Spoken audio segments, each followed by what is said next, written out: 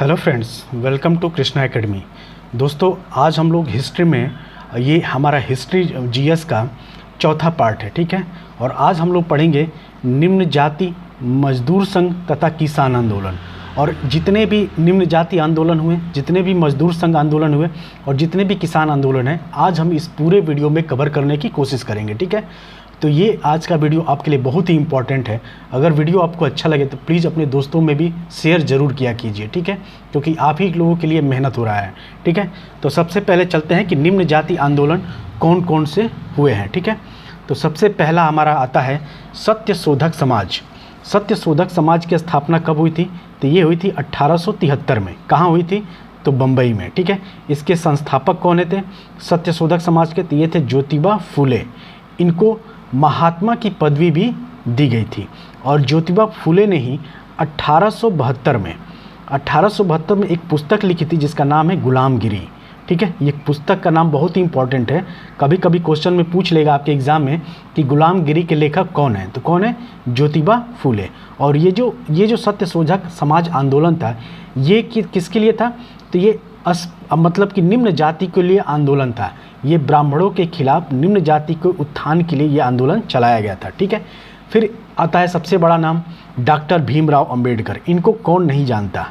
ये तो मतलब समझ लीजिए कि निम्न जातियों के लिए एक मसीहा थे और इनको भगवान माना जाता है, ठीक है। तो ये डॉक्टर भीमराव अंबेडकर किस जाति से थे? तो ये माहर जाति से संबंधित है, ठीक है। ये एक जनरल मतलब क्वेश्चन है कि आप जानते रहे कि किस जाति से संबंधित है। तो ये माहर जाति से संबंधित है।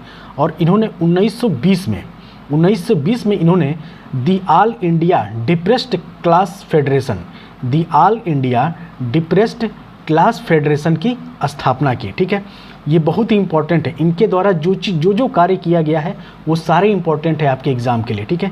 फिर इन्होंने 1924 में ही बम्बई में, कहाँ पे? 1924 में ही बम्बई में बहिष्कृत हितकारिणी सभा का भी स्थापना किया, ठीक है। हमारा अगला पॉइंट है कि 1927 में बहिष्कृत भारत पत्रिका का प्रकाशन भी इन्होंने ही किया था। यानी क्वेश्चन पूछ लेगा कि बहिष्कृत भारत पत्रिका का प्रकाशन किसने किया? तो डॉक्टर भीमराव अंबेडकर जी ने।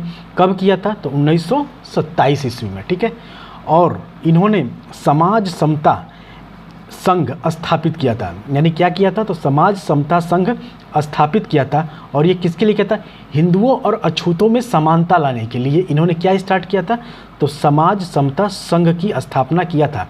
किसने किया था? तो डॉक्टर भीमराव अंबेडकर ने। और 1942 में इन्होंने अनुसूचित जाति परिसंघ की स्थापना भी की थी, ठीक है। अब आते हैं महात्मा गांधी। ये भी हैं, इन्होंने भी बहुत काम किया था निम्न जातियों के लिए। तो महात्मा गांधी ने 1932 में अछूतों को हरिजन नाम दिया। हरिजन मतलब क्या है? हरि के जन, यानी हरि किसे कहा जाता है? भगवान विष्णु को। तो इन्होंने कहा कि जो अछूत हैं वो हरि के जन यानी भगवान विष्णु के ही जन है, मतलब आदमी है, ठीक है। और इन्होंने एक पत्रिका भी निकाली थी जिसका नाम था हरिजन। यानी हरिजन पत्रिका किसने निकाली थी? तो महात्मा गांधी ने। और 1932 में बम्बई में, कहाँ पे? तो बम्बई में all India depressed class association की स्थापना की थी। कि किसकी स्थापना की थी? तो all India depressed class association की। और भीमराव अंबेडकर ने किसकी स्थापना की थी? तो the all India depressed class association. यहाँ के पहले अगर दी लग जाए तो समझ लीजिए कि वो किसका किया था? तो वो किया था डॉक्टर भीमराव अंबेडकर ने। लेकिन अगर दी हट गया और अब फिर सिर्फ आपको दे दे कि all India depressed class association की स्थापना किसने की? तो ये किया था महात्मा गांधी ने। अब आता है हमारा अगला मजदूर संघ आंदोलन। अब आता है मजदूर। हमारा निम्न जाति आंदोलन खत्म हो गया। अब आएगा हमारा मजदूर संघ आंदोलन, यानी कि ट्रेड यूनियन मूवमेंट। इसको इंग्लिश में क्या बोलते हैं? Trade union movement. अब देखिए, अब इस पहला जो गांधी जी द्वारा ही प्रयास किया था मजदूर आंदोलन को, तो गांधी जी द्वारा 1918 में यानी 1918 में अहमदाबाद टेक्सटाइल लेबर एसोसिएशन यानी ATLA की स्थापना की। और इन्होंने ही, महात्मा गांधी ने ही ट्रस्टीशिप का सिद्धांत दिया। तो क्वेश्चन आपसे पूछा जा सकता है और कई बार पूछा भी गया है कि ट्रस्टीशिप का सिद्धांत किसने दिया था, तो माननीय महात्मा गांधी जी ने दिया था। ठीक है, फिर हमारा अगला मजदूर आंदोलन है all India trade union Congress. All India trade union Congress, जिसको शॉर्ट में हम लोग AITUC बोलते हैं। और ये जो all India trade union Congress है, ये 107 ट्रेड यूनियनों के साथ मिलकर बना था। कितने यूनियनों के साथ? 107 ट्रेड यूनियनों के साथ मिलकर बना था। इसकी स्थापना कब हुई थी? तो 1920 में। कहाँ हुई थी? बम्बई में। तो ये वर्ष हमेशा याद रखिएगा, बॉस पूछ लेगा कि all India trade union Congress की स्थापना कब हुई थी, तो 1920 में हुई थी। इसके संस्थापक कौन थे? तो इसके संस्थापक थे NM जोशी। NM जोशी इसके संस्थापक थे। और इसके अध्यक्ष कौन थे? तो इसके अध्यक्ष थे लाला लाजपत राय। लाला लाजपत राय ने ही यंग इंडिया पुस्तक का लेखन किया था। ठीक है, और इसके महामंत्री कौन थे? तो इसके महामंत्री थे दीवान चीमन लाल, या जिनको चमन लाल भी बोला जाता है। ठीक है, तो कभी कभी चीमन लाल भी दे देगा, कभी कभी चमन लाल देगा, तो दीवान चीमन लाल या चमन लाल ने किया था। ठीक है, और अंतर्राष्ट्रीय श्रम संगठन, ये मोस्ट इंपॉर्टेंट क्वेश्चन है कि अंतर्राष्ट्रीय श्रम संगठन की स्थापना कब हुई थी? तो ये हुई थी 1919 में। ठीक है, नेक्स्ट है हमारा कि AITUC यानी कि all India trade union Congress में प्रथम विभाजन कब हुआ था? तो ये हुआ था 1929 में।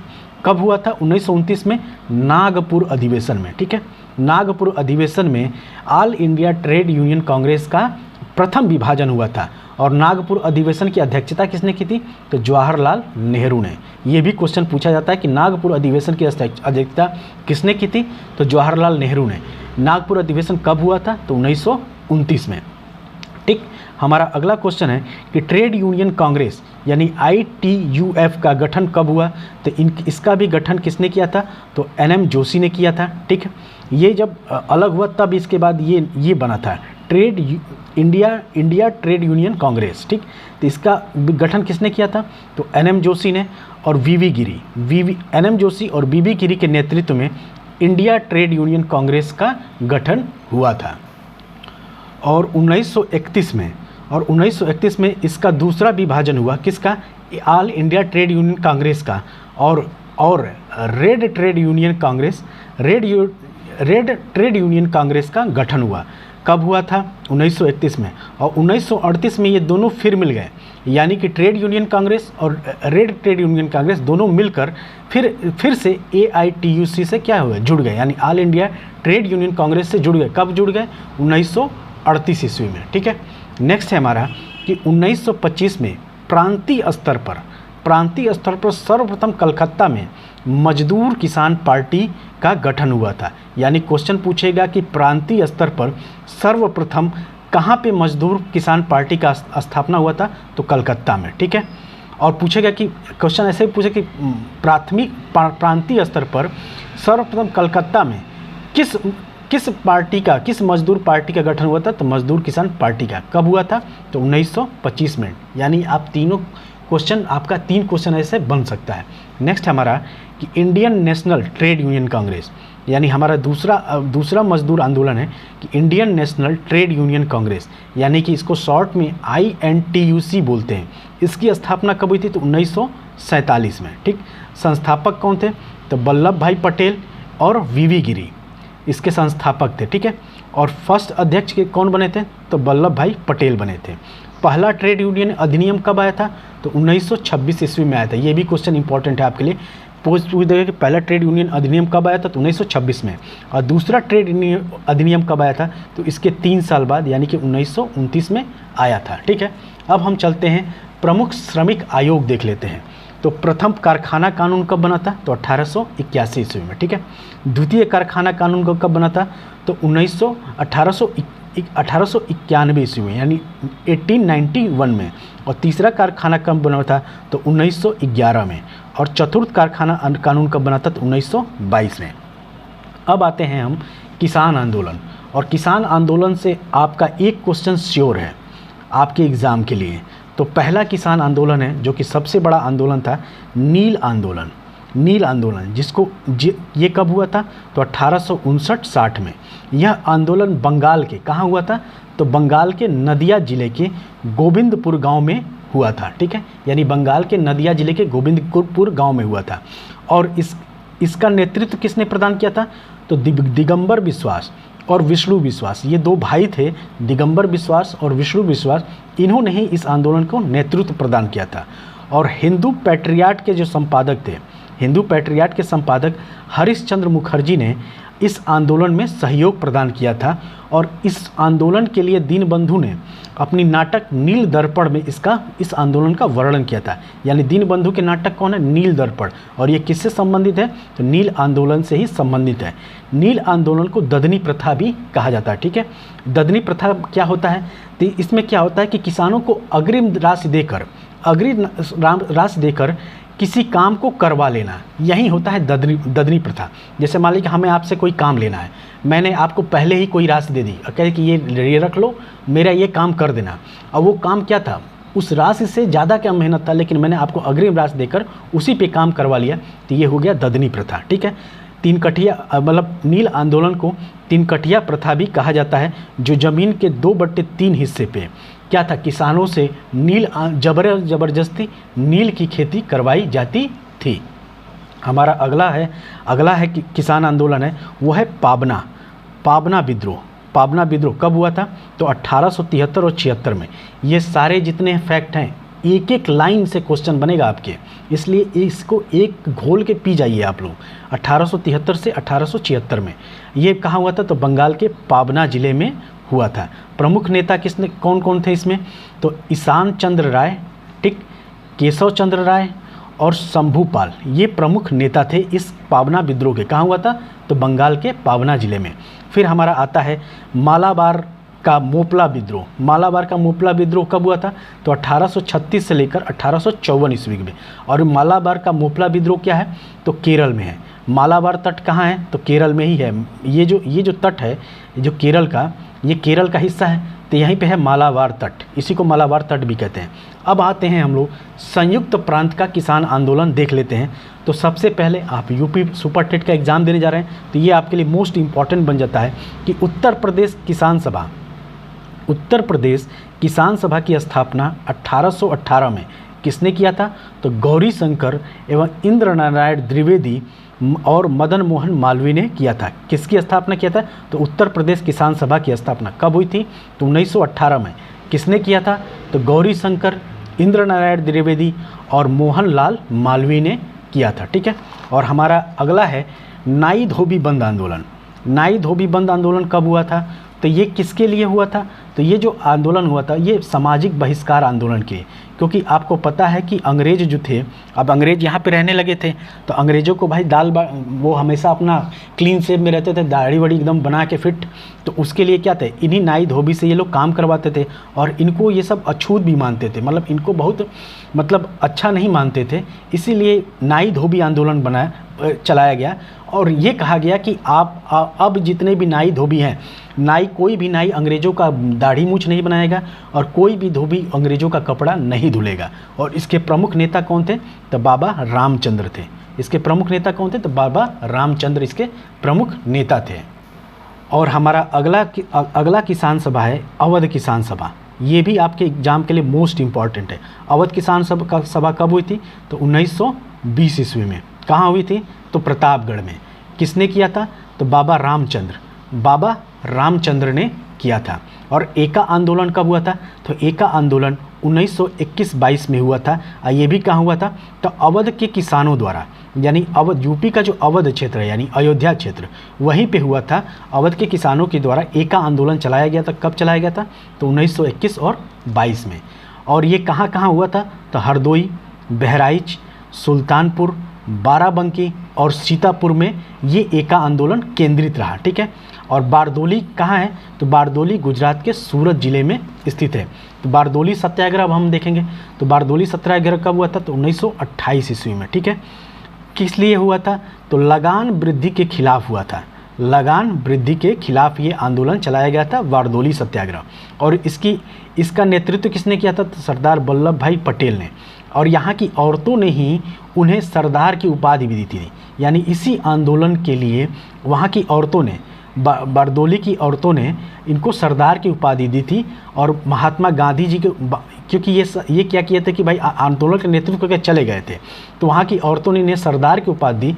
तो महात्मा कभी कभी क्वेश्चन ये नहीं देता है, ये पूछ लेता है कि सरदार वल्लभ भाई पटेल को सरदार की उपाधि किसने दी, तो उसमें ये नहीं देगा कि वहाँ की बारदोली और बारदोली सत्याग्रह की औरतों ने, सीधे देता है महात्मा गांधी। तो आप महात्मा गांधी पे ही ट्रिक करेंगे। अगर ये दे देगा कि बारदोली की औरतों ने, तो ये सबसे ज़्यादा सही, क्योंकि उन्हीं ने ही दिया था। लेकिन इसकी ये जाके महात्मा गांधी ने उनको कहा था कि आपको वहाँ की औरतों ने महात्मा की सरदार की उपाधि दी है। ठीक है, नेक्स्ट है ये जो क्या था, बारदोली सत्याग्रह किससे संबंधित था, तो कपास के दाम कम होने के बावजूद क्या कहते हैं, अंग्रेज़ों ने 22% टैक्स बढ़ा दिया था, इसीलिए ये आंदोलन चलाया गया था। अब आता है बिजोलिया आंदोलन। बिजोलिया आंदोलन कहाँ से संबंधित है, तो राजस्थान से संबंधित है।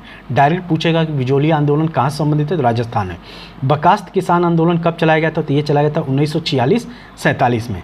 और तेभागा आंदोलन कहाँ चलाया गया, तो बंगाल में चलाया गया। और कब चलाया गया, तो 1946 और 50 के बीच में चलाया गया था। अखिल भारतीय किसान आंदोलन, ये आपका मोस्ट इम्पॉर्टेंट है। अखिल भारतीय किसान आंदोलन, बिहार किसान सभा का गठन 1927 ईस्वी में हुआ था। और किसने किया था, तो स्वामी सहजानंद सरस्वती ने किया था।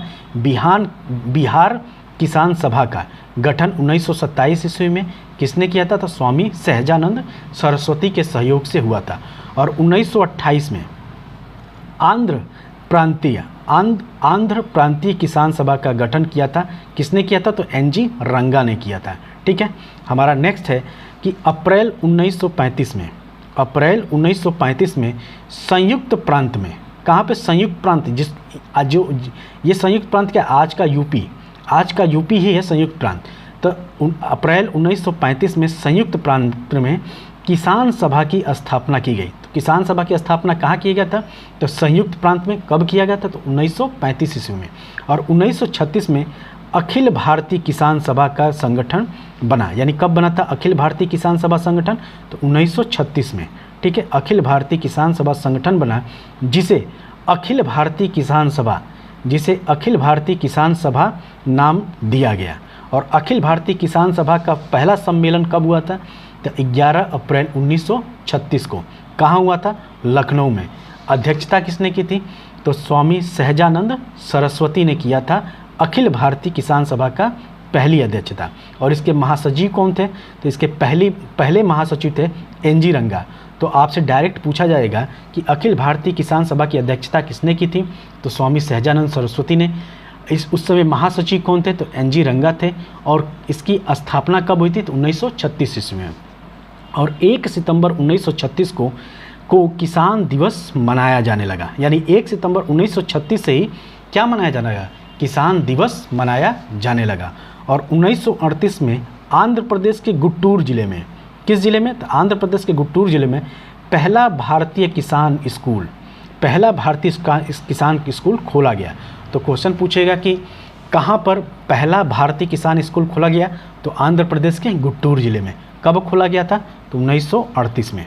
तो दोस्तों ये थे आज के पूरे महत्वपूर्ण किसान आंदोलन, निम्न जाति किसान आंदोलन, मजदूर किसान आंदोलन और किसान आंदोलन।